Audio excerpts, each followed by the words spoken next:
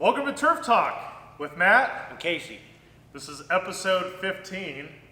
We're ending May right now, heading into June. It's the end of this week is going to be Memorial Day. Yeah. It's been a really weird season for us so far. It's been cold. It's been rainy. I don't know if it was as rainy as last. Do you think it's as rainy as last spring? Yeah, but I think it came later this year. Everything definitely is coming much later this year than it was last year. By this time, I think it was fairly dry last year. So there's a lot of stuff that's changing, and as part of Turf Talk, we want to bring this to you every single month as part of our newsletter to give you an update of where we are, how we're adjusting our program, what we're doing, to make sure that you guys are totally informed and we can be as transparent as possible. Yeah. So you said Friday-ish, maybe Tuesday because we're not working Mondays. Monday's Memorial Day, but we're going to be starting round 3 here soon. Yeah, Friday the 27th, tentatively, we'll start putting out round 3 fert. Not only are you going to get fertilizer and weed control, you're also going to get your grub control application. We're also going to be passing out rain gauges. This is one of the many things that sets Green's Lawn Care apart. Typically when we get to close to round 3, it starts drying out. As you've known, this whole spring it's been very rainy. You haven't had to worry about how much water your lawn is getting. It's nice and green. But if you want to sustain that green color and you want to sustain those deep roots and so forth, going forward, it's going to get really, really dry. Yeah. And so if it happens to break or something, these things definitely aren't cheap, but we are happy to replace these for you because we know how much value that this brings to you, being able to know how much water your lawn is actually getting. So if you are an existing customer, if you don't have one in your landscape bed, when our technician gets there on round 3, they'll plop one of these somewhere in your landscape bed near the front door so you can see it. And so we will be sending out as part of an educational letter how much watering, because if we mention it here, you're probably going to forget about it. So we'll put it in writing for you, and it'll tell you how much you need to water every single week. As it's drier, you're going to need to water a little bit more. If you have rain that week and it fills this cup up to the appropriate level, you don't need to water that week. Correct. So that's one thing that really sets Green's Lawn Care apart. Nobody else in Indianapolis, I can tell you 100% for sure, does this, and if they do, they saw it here first. That's right. So round 3, we're starting that here soon. They're getting grub control. Tell us, Casey,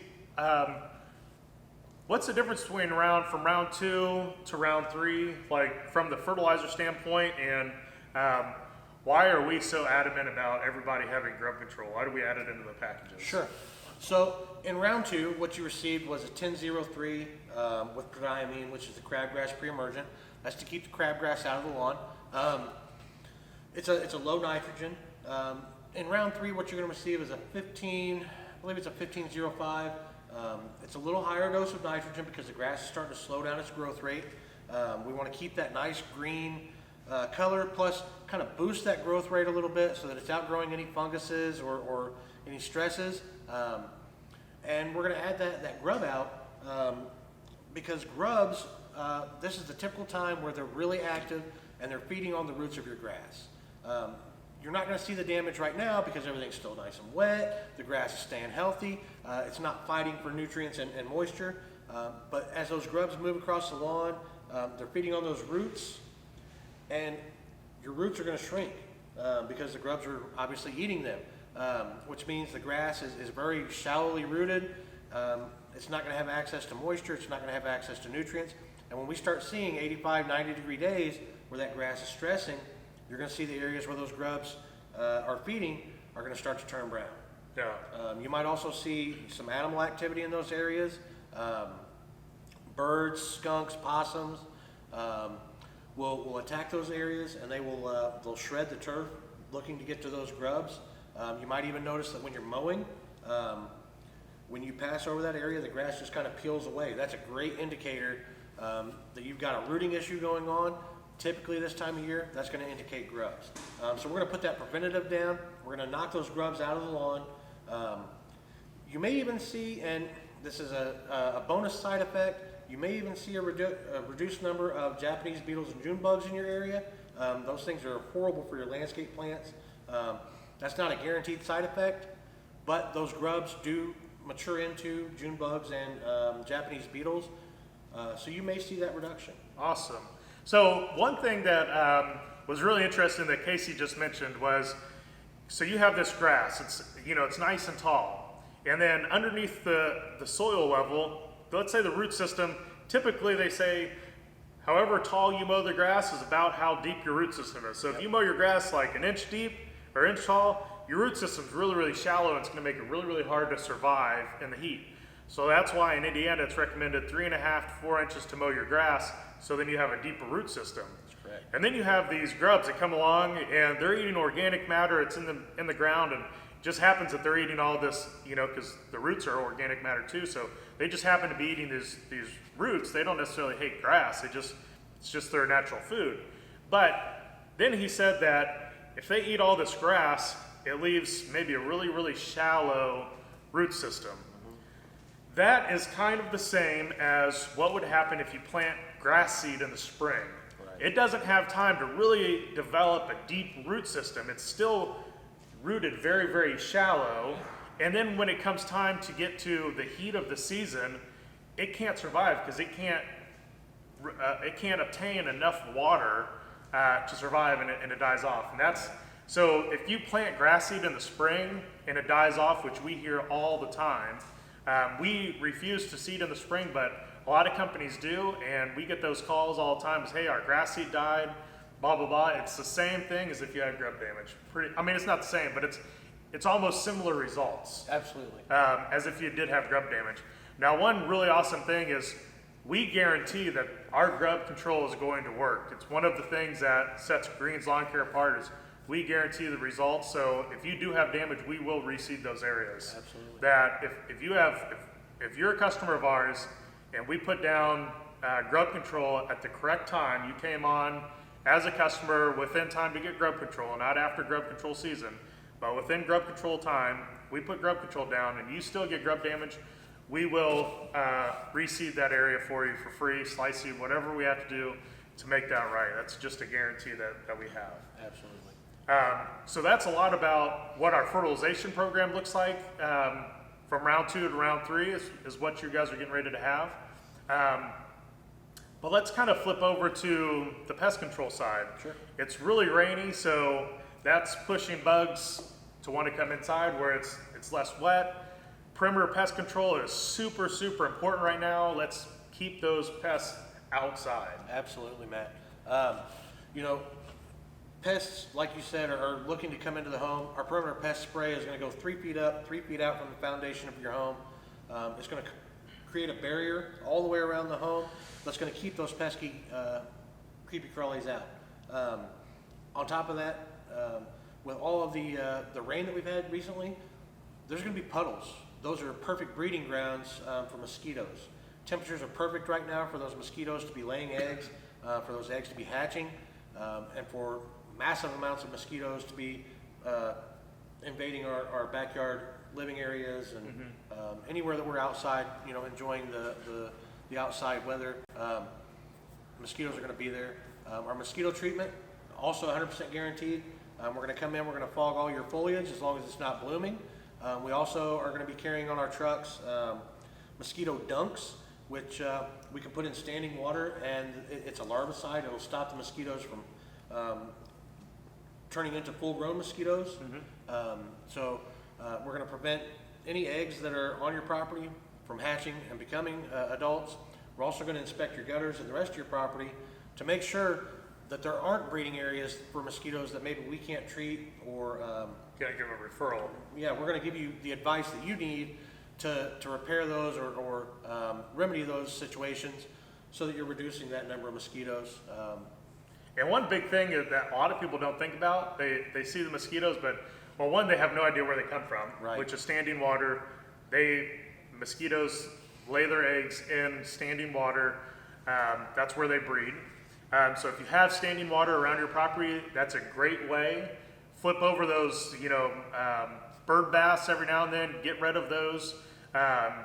Any buckets that you might have with standing water around your property, tires, anything that could have standing water, that is a perfect breeding ground.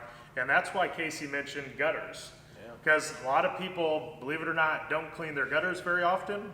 And so what happens is it clogs the gutters start to overflow, or there's a lot of standing water in there. That's right. Mosquitoes don't take a long time. You know, a human takes 9 months to birth a human, but mosquitoes, what, like 15 to 30 days, depending I mean, on it's the very, species. very short-lived. So that could easily be a time that you didn't get up to clean out your gutters. They could hatch eggs, and those eggs could hatch thousands of mosquitoes. So that's why we take it a step further. We inspect the gutters. We're not going to go up and clean the gutters, but we can let you know, or we can give you a referral to a company in the area that could clean the gutters for you. Yep. Another thing that's that we are testing out that I want to talk about is, I don't even want to know what they're called, but it's a natural product that we want to trap the mosquitoes in. It's like a breeding ground. It says, hey, come here, lay your eggs in this thing, and it kills them from the get-go. And they're very discreet. They are. So it's called an OV trap, Matt, and what it does is, just like you said, it creates a very enticing breeding area for a mosquito, or an egg-laying area. It's going to have water with some organic material in it, which is what the mosquitoes are going to look for. The female mosquitoes are going to be attracted to that. They're going to fly inside, and they're going to become stuck inside that trap. There's a glue board inside that trap that's actually going to capture that mosquito. And it's, as we know or may not know, it's only the female mosquitoes that bite. The reason they bite, they look for that blood meal. They use that protein from the blood meal in order to create their eggs. And then they lay those eggs in that standing water. So those mosquitoes that are going to get trapped in these buckets are female mosquitoes. They're the biters, the ones that are feeding on you and your family. And according to what I've learned over the past couple of years, as I've looked into mosquito research, if you stop one mosquito from laying eggs, you're actually preventing over 1,000 mosquitoes. So if your bucket's trapping 30 to 100 mosquitoes, you're looking at 30 to 100,000 mosquitoes in your little area that you're preventing. That's a huge, huge difference. And now, I actually don't know this answer, but in the bucket, do we put a dunk in there to kill the larvicide when they lay it? That is a possibility as well. We can put a dunk in there with that larvicide. So any mosquitoes that do actually lay eggs in that bucket, those eggs are not going to be viable. They're not going to hatch into mosquitoes. So for every mosquito that you're trapping in that bucket, you're eliminating 1,000 future mosquitoes. Now, I also want to be very clear that this is not something that everybody's getting. This is something that we're testing out this year. It's going to be a beta test. This is a beta test. We're putting it at some of our employees' houses. We may reach out to a few customers and ask if we could put it at your house this year. It'll be free of charge. We're just testing it out. And when we come around to spray, we would also be checking these traps. So there may be a few customers that we reach out to that we can put. We bought a very limited supply of these. I mean, they're not cheap, so we only bought 10 of these buckets. And you put 1 to 2 of them at a property. So Absolutely. We don't have a lot to pass out, but we're just beta testing to see if it does make a huge difference. And if it does, we would roll a program of some caliber out to the public next year. Absolutely. The other thing I want to kind of go back to the pest control is we also started using the brush. You know, Yes. maybe the last time we went out and did pest control. So previously all we did was we sprayed the foundation, and now our technician goes out and has a brush. And so he takes this brush, it's got a long extension pole, and so he goes around the eaves of all the house, knocks down all the cobwebs, anything that could be growing or living up there, he knocks all that down. Right. And one thing is we could put some of that spray on that brush, and then we can get the eaves of it, preventing bugs from getting in that way as well. Yeah, not only the eaves, Matt, he's going to be in the corners, anywhere that the spiders are going to want to make a nest, wasps are going to make a nest. Bugs are gonna congregate too because it's a nice closed area. We're gonna run that brush through there. We're gonna clean it out nicely. We're gonna treat that brush with the insecticide. So we're gonna prevent those bugs from being able to use those points as access into the home. It's just gonna boost your prevention and your coverage there at the home and give you more value for the dollar that you're spending on that perimeter pest. And as we continue to develop our perimeter pest control and the rest of our pest control, we're going to keep adding options like this and benefits that you, the customer, are going to be able to enjoy. Yeah, and these are things like adding the brush and being able to get those things. It's not that's not a cost added. Everybody just gets that. It's something we heard the feedback and we just went out, we researched it, and we figured this was the best way to attack this problem. So we added it as another benefit to you at no additional cost to Absolutely. you. So now that we just had a heavy rain outside right before we filmed this, and this is one time when you are going to start seeing a lot of mosquitoes. They always say mosquitoes, you'll feel the brunt of the mosquitoes right after a big rainstorm. Right. And that's because more puddles form, and we can have a whole turf talk on mosquitoes. But long and short, after rainstorms, you start seeing a lot of mosquitoes. So if that is you, and you have a lot of mosquitoes, you're getting bit, it's starting to get to the time where the temperatures outside are really nice, you're spending a lot of time outside, give us a call. We have promos going on right now for mosquito control. We can help you out. Give us a call, won't be a problem. We can get out very shortly to do your mosquito control and take care of that and guarantee that you won't have any mosquitoes. And if you do, give us a call. We will come back out for free between treatments and respray at your property again. So we'd be more than happy to help. You have anything else you want to add? Yeah, Matt, we've had some questions here lately. What a lot of people have been noticing is some weird stuff going on in their lawn. Weird to them. To me, it was completely natural and I didn't even think about it. It happens every year. If you have a bluegrass lawn, what you've probably noticed is there's stuff growing in your lawn that wasn't there, 2 or 3 weeks ago, and you haven't noticed up until now. What that is your bluegrass is actually going to seed. Now, bluegrass is different than fescue grass in as much as bluegrass will seed at no matter what height you cut it. With fescue grass, it has to grow, 1.5 foot, 2 foot before it starts developing those seed heads, and we actually see that. Bluegrass will seed at 3 inches. And what you're going to notice is you're going to have little tufts of grayish green material popping up in your lawn, and it's going to look like weeds to some people. That's the biggest complaint that I get is you guys came and fertilized and it rained, and now I have all these weeds in my lawn. It's that bluegrass going to seed. So if you notice that, don't be concerned. Keep cutting as you would normally. It will stop seeding as we get a little warmer, and that will go away. In the meantime, it does cause the lawn to look a little funny, but again, nothing to worry about at all. That means you've got a nice, healthy stand of Kentucky bluegrass. It's bluegrass breeding season. It is. Do you have anything else to No, cover I for think this time? that covers my end of it.